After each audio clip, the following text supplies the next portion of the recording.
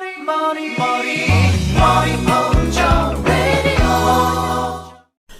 up, YouTube? It's your boy Sho back with another video, and today, man, we talking about a couple of gaming topics. Got a little gaming news for you. So first of all, man, we got to talk about Saints Row. Saints Row has flopped, or for lack of a better word, flopped. I'm gonna be honest, man. I was really excited for Saints Row. I thought it was gonna be an interesting game. I thought a lot of my friends basically like Saints Row is not it. Like, they was telling me it's not it, man. But I'm an optimist. I like to kind of look at it from a different angle. Like, maybe this could be good, you know what I'm saying? Games like those, like Saints Row, I'm worried about GTA. For games that are kind of like wild and outrageous that we used to have back in the day, they can't really do that anymore, you know, to be honest. So I kind of understand that, you know what I'm saying, with the whole situation that's out now. I don't really want to get into that, but the game can censor itself. But that's not really even the problem with this new Saints Row. Apparently, from what I've seen, all the new Saints Rows, the reviews are all bad.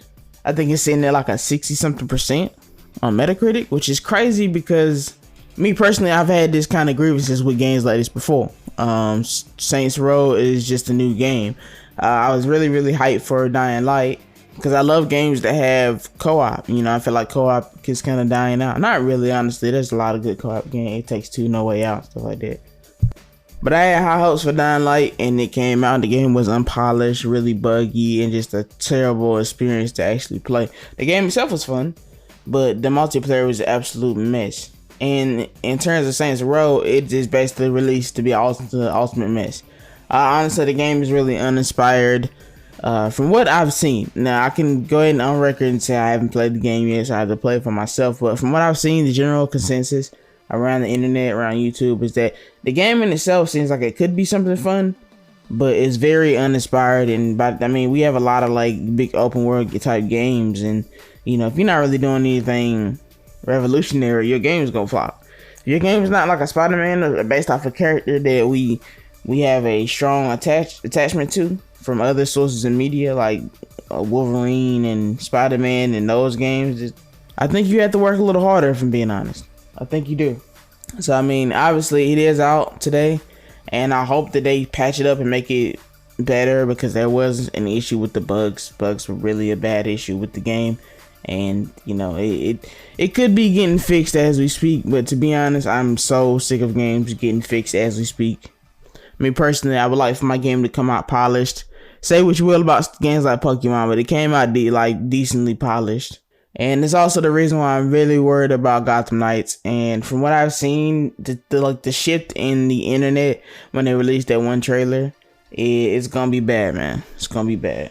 Alright, now one thing I do want to say is about the co-op aspect. I like the fact that Saints Row has co-op all the way through. I think, to be honest, their best bet was to try to make it, if you were going to remake the whole system, like make the whole franchise as a whole. I get it, they tried to rebrand, they tried to like remake everything from the start because Saints Row had gotten way too wacky. You know, superpowers and all that. But if you look at the gameplay, even from just like a bystander's view, it doesn't look exciting, yo. It doesn't look decent. I mean, it looks very wonky to me, just from looking at it. And to be honest, I'll probably play it just to make videos on it, because I have a person I do co-op games with all the time. So this game will probably be on the list of co-op games. But from where I've seen today, it just looks bad for a lot of games coming out. Soul Hackers is up next, and there's some issues with that. Saints Row is up. Gotham Knights is up, and it's looking really bad. The whole general opinion of the game has kind of shifted. I mean, at this point, all we got to look forward to is probably like maybe the later ends Pokemon. And alright, man, let's move on to another topic real quick. Sony getting sued. So apparently Sony is like overcharging people for games. That's in the UK, and you see this a lot. I'd always assume it's like a price difference in terms like conversions to dollars, but apparently, yeah, Sony is ripping out people from. And I'm a Sony fanboy, so I mean, I'm trying to be a Jacob with this for sure.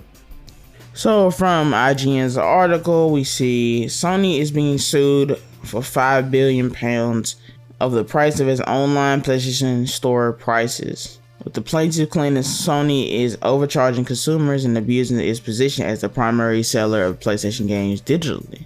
So basically what I can refer to with this article is that with them being like the primary seller, so it's the reason why they don't have monopolies. Because if you have a monopoly of a certain topic, or a certain, not a topic, but a certain good or product, you can raise that price up, you know, exponentially. You know, you can basically, like, if you own all the laptops in the world, laptops would be super expensive, because if anybody wanted to ever get a laptop, they would have to go through you, and you would make so much money because you could just release so many different types of laptops at higher or lower qualities and just charge a lot for them. It's the reason why we have rules against monopoly today. And this technically, I guess, wouldn't be a monopoly because it's not the only one, but it is the primary seller of games, as far as like you can buy all the games out the PlayStation Store.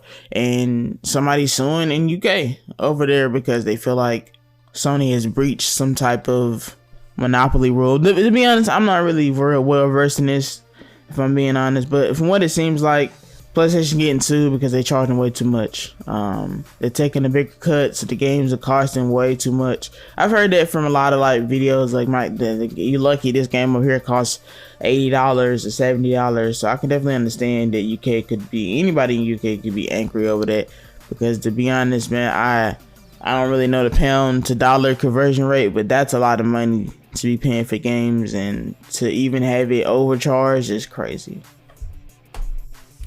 Well, with that being said, YouTube, I'm going to get up out of here, but I do have to ask you guys one simple question. Do you think Netflix gaming is like gonna be a legit thing? I see that they're trying to get into gaming more. From when I read a lot of different stuff just in passing, but it seems like Netflix is not doing the best from what I've seen. But I mean, it seems like they're trying to get into games, and I don't know specifically if people would be into that. I guess they could be, but you know. It's a question for you guys out there. So with that being said, guys, thanks for watching. Please subscribe. I'm gonna try to get more daily news going, and I'll see you guys next video.